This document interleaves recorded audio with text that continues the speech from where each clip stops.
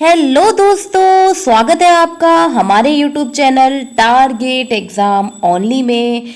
आज की क्लास में हम डीएलएड थर्ड सेमेस्टर में अपने फ्री बैच जिसका नाम है निपुण बैच में आज हमारा एक न्यू टॉपिक होगा। ये हमारा टॉपिक नंबर 2 है। इससे पहले मैंने आपको टॉपिक नंबर 1 पढ़ा दिया है। उसमें मैंने आपको पढ़ाया था वर्णमाला। क्या पढ़ाया था? वर्णमाला पढ़ाया था। और आज की क्लास में हम संस्कृत वर्णमाला में माहेश्वर सूत्र को पढ़ेंगे। और ये टॉपिक जो है वो काफ़ी इम्पोर्टेंट है।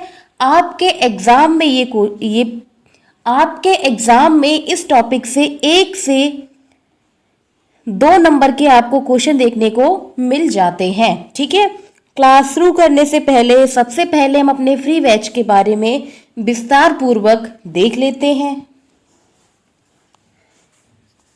हमारे फ्री बैच का नाम है डीएलएड निपुण बैच 2025। क्या नाम है? डीएलएड निपुण बैच 2025। यह हमारे यूट्यूब चैनल पर बिल्कुल फ्री ऑफ कॉस्ट आपको प्रोवाइड किया जा रहा है और इसमें क्लासेस जो हैं वो कंटिन्यू चल रही हैं। आपको पता ही होगा आपके एग्ज़ाम के लिए अब मात्र 1 मंथ से भी कम टाइम बचा है। इसीलिए ये हमारा जो बैच है ये आपको पेपर वाली तैयारी करवाएगा और इसके माध्यम से आप एक अच्छा स्कोर अपने पेपर में हासिल कर सकेंगे। ठीक है, इसकी पीडीएफ आपको फ्री ऑफ कॉस्ट प्रोवाइड की जाएगी। आप हमारे कांटेक्ट नंबर से संपर्क करके वहां आप कॉल भी कर सकते हैं या व्हाट्सएप कर सकते हैं। उसके माध्यम से आपको पीडीएफ प्रोवाइड कर दी जाएगी। ठीक है, या फिर आप कमेंट बॉक्स में कमेंट कर सकते हैं। उसके माध्यम से आपको पीडीएफ जो है वो फ्री ऑफ कॉस्ट प्रोवाइड करवा दी जाएगी। ठीक है, अब हम क्लासेस का शेड्यूल देख लेते हैं। कौन सी टीचर की क्लास कितने बजे होती है। तो सबसे पहले हम देख लेते हैं कि रंजीत सर आपको पढ़ाएंगे मैथ विषय को और उनकी क्लास जो होगी शाम को 7 बजे होगी। कितने बजे होगी?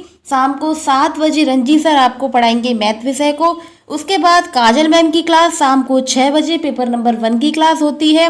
ठीक है, और नेक्स्ट हमारी शाम को 3 बजे यानी कि दोपहर में 3 बजे हमारी संस्कृत विषय की क्लास होती है जिसमें मैं आपको पढ़ा रही हूँ संस्कृत विषय को। ठीक है, अब हम अपनी क्लास को शुरू कर लेते हैं।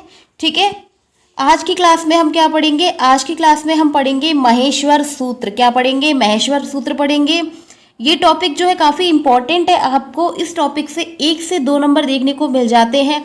बहुविकल्पीय में क्वेश्चन पूछा जाता है कि माहेश्वर सूत्रों की संख्या कितनी है या फिर प्रत्याहारों की संख्या कितनी है, या फिर कोई प्रत्याहार दे दिया जाएगा और उसे आपको बताना होगा कि उसमें कौन कौन से वर्ण आते हैं। तो इस सब के बारे में आज हम डिस्कस करेंगे। ठीक है, तो आज हम पढ़ रहे हैं संस्कृत वर्णमाला में माहेश्वर सूत्र।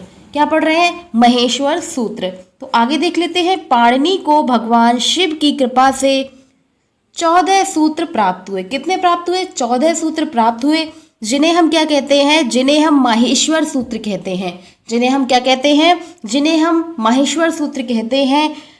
इन माहेश्वर सूत्रों को हम प्रत्याहार भी कहते हैं। क्या कहते हैं? इन्हें हम प्रत्याहार भी कहते हैं क्योंकि इनसे प्रत्याहार बनते हैं। इनसे क्या बनता है? इनसे प्रत्याहार का निर्माण किया जाता है। और 14 जो माहेश्वर सूत्र हैं इनको अब हम देखेंगे कि कौन कौन से माहेश्वर सूत्र होते हैं और आपको इनको किस प्रकार से याद करना है। ठीक है, ठीक है, ये हमारे हैं पाणिनि के 14 माहेश्वर सूत्र। कितने? 14 माहेश्वर सूत्र। अगर आपको एग्जाम में क्वेश्चन पूछा जाए, बहुविकल्पीय में क्वेश्चन पूछा जाता है कि माहेश्वर सूत्रों की संख्या कितनी है, तो आप उसमें आंसर देंगे कि माहेश्वर सूत्रों की संख्या कितनी है?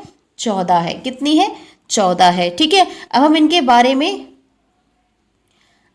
बारे में देख लेते हैं कि कौन कौन से माहेश्वर सूत्र होते हैं और आपको इनको किस प्रकार से याद करना है। ठीक है, तो पहला है हमारा आई यू ड। ठीक, क्या है? आई यू ड। दूसरा है रिल का। क्या है? रिल का। क्या है? रिल का। तीसरा है ए ओ ड। क्या है? ए ओ ड। चौथा है ए ओ चा। क्या है? चौथा क्या है? ए ओ चा। पांचवा है हा या वरट। क्या है? है वरट। इसको हम कैसे याद कर सकते हैं? है वरट कर सकते हैं। ठीक है, छठा है लड़। क्या है? लड़। सातवां है झमगड़ झमगड़न झमगड़न क्या है? झमगड़न, यानी कि झमगड़न करके याद कर सकते हैं इसको। आठवां है झभय, क्या है? झा भा य, क्या है? झ व इया, क्या है? इया। नमा है घड़धस, क्या है? घड़धस। इनको आप इकट्ठा करके याद कर सकते हैं, जिससे आपको ये बहुत अच्छे से याद हो जाएंगे। और एग्जाम में अगर क्वेश्चन पूछा भी जाएगा तो यहाँ से आपका क्वेश्चन जो है वो बचकर नहीं जाएगा, आप उसका आंसर बहुत ही आसानी से दे सकेंगे। ठीक है।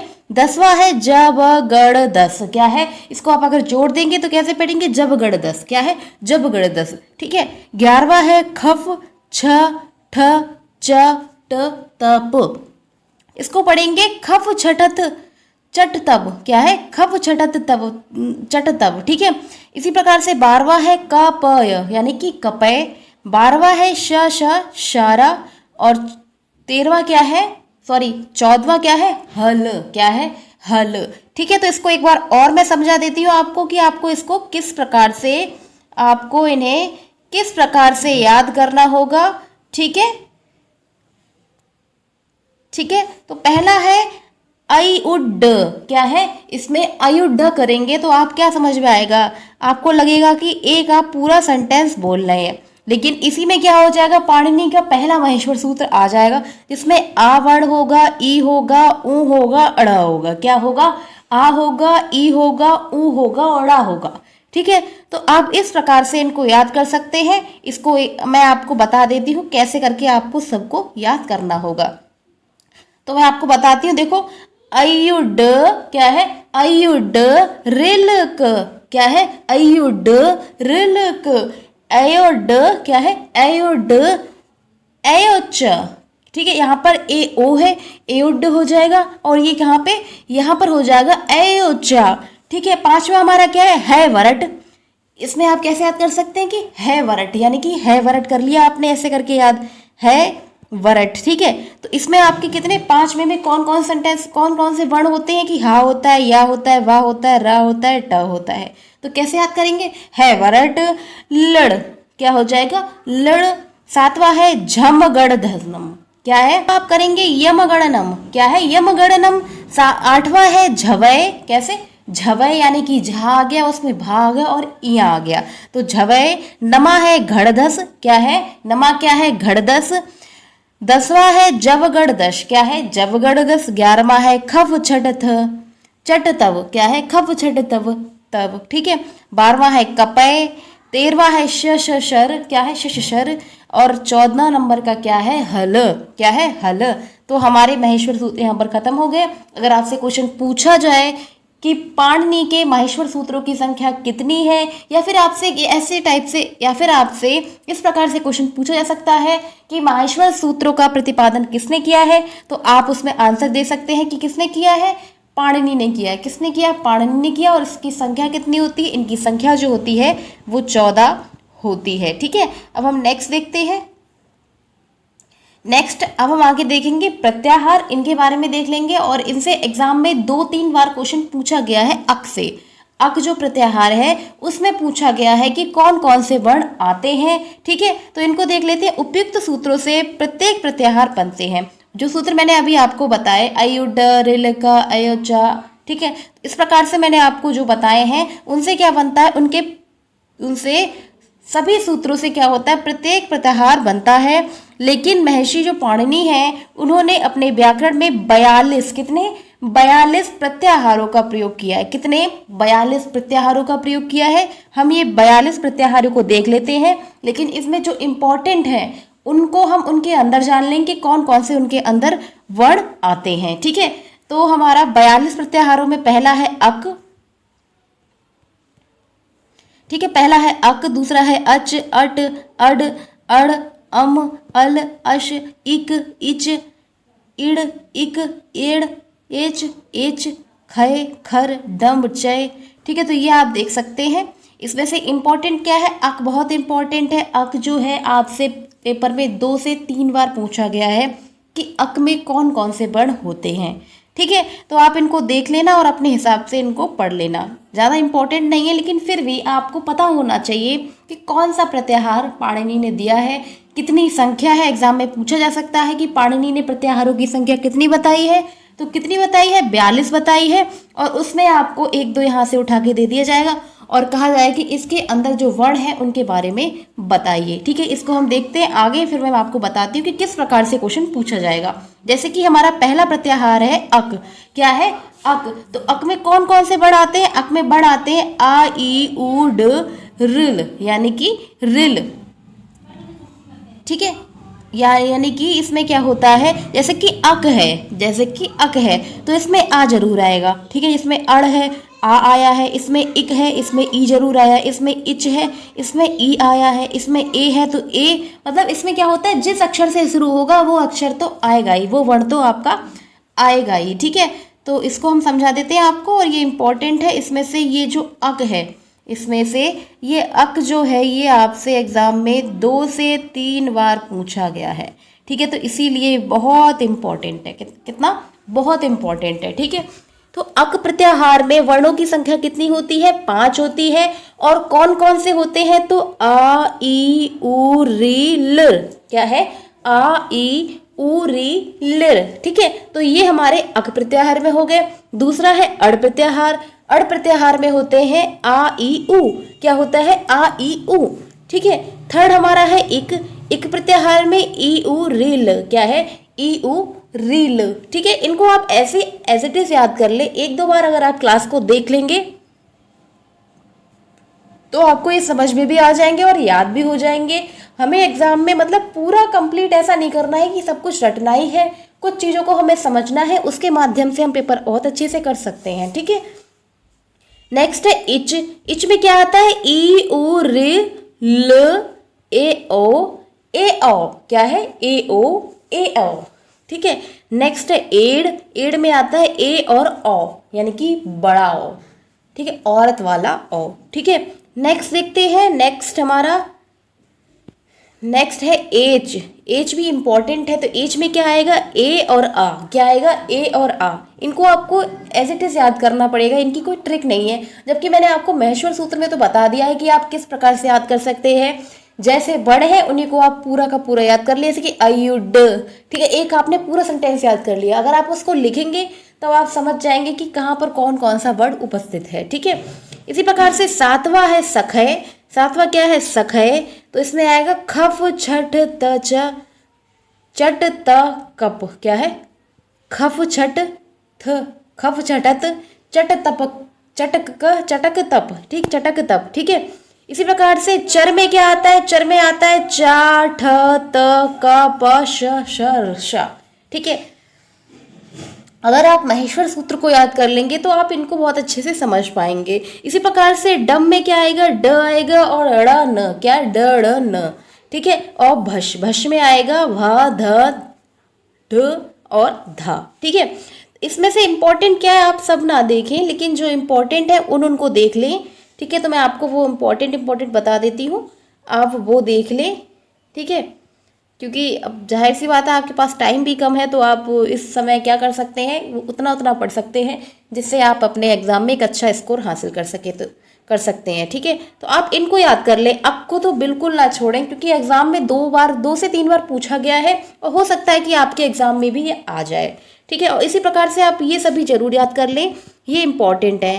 ठीक है, ये इम्पॉर्टेंट प्रत्याहार हैं। ठीक है, तो मैं आशा करती हूँ आपको महेश्वर सूत्र समझ में आ गए होंगे।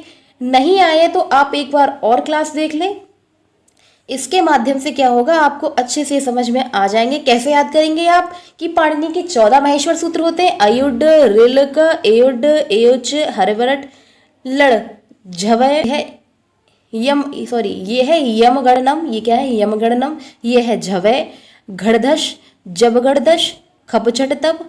ठीक है, चटतब और कपय शर शर और हल। ठीक है, तो इस प्रकार से आप पूरा सेंटेंस को इकट्ठा करके याद करेंगे तो आपको ये प्रत्याहार बहुत अच्छे से याद हो जाएंगे। ठीक है, तो आज की क्लास में हम इतना ही पढ़ेंगे। जो महेश्वर सूत्र इंपॉर्टेंट है आज की क्लास में हमने वही देखा है।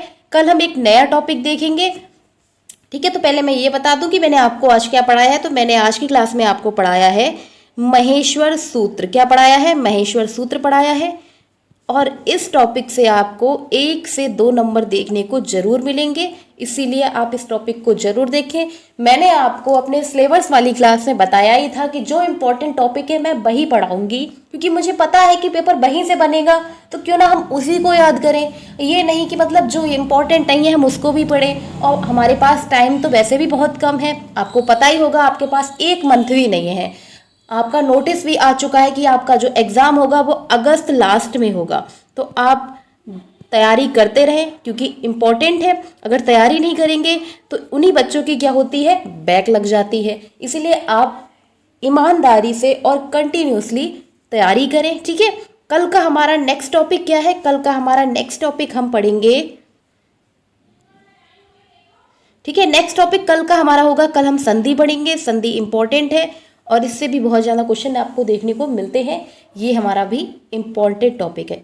जितने भी मैं आपको क्लासेस कराऊंगी वो सभी इंपॉर्टेंट है। आप सभी क्लासेस को कंटिन्यू जरूर देखें और अपने दोस्तों में शेयर जरूर कर दें। क्लास अच्छी लगे हो तो अपने दोस्तों में भी शेयर करें और कमेंट बॉक्स में कमेंट जरूर किया करें। लाइक शेयर सब्सक्राइब करें। थैंक यू, ठीक है। क्या करें? लाइक करें, शेयर करें और सब्सक्राइब करें। चैनल पर नए हैं तो चैनल को सब्सक्राइब जरूर करें। और आपको अगर पीडीएफ चाहिए तो आप कमेंट बॉक्स में कमेंट कर सकते हैं या फिर हमारे कॉन्टैक्ट नंबर से संपर्क कर सकते हैं। उसके माध्यम से आपको पीडीएफ प्रोवाइड करवा दी जाएगी। आपको पता ही होगा हमारा टेलीग्राम अभी नहीं चल रहा है, पता नहीं उसमें क्या कमी आ गई है, इस वजह से नहीं चल रहा है। तो आप इसके माध्यम से ले सकते हैं अगर आप, ठीक है। अगर आप कहेंगे तो हम ज़रूर उसको प्रोवाइड करेंगे। आपको फ्री ऑफ कॉस्ट प्रोवाइड की जाएंगी, उसमें कोई भी आपसे फीस नहीं ली जाएगी। तो आप जरूर जुड़ें हमारे YouTube channel target exam only से। Thank you.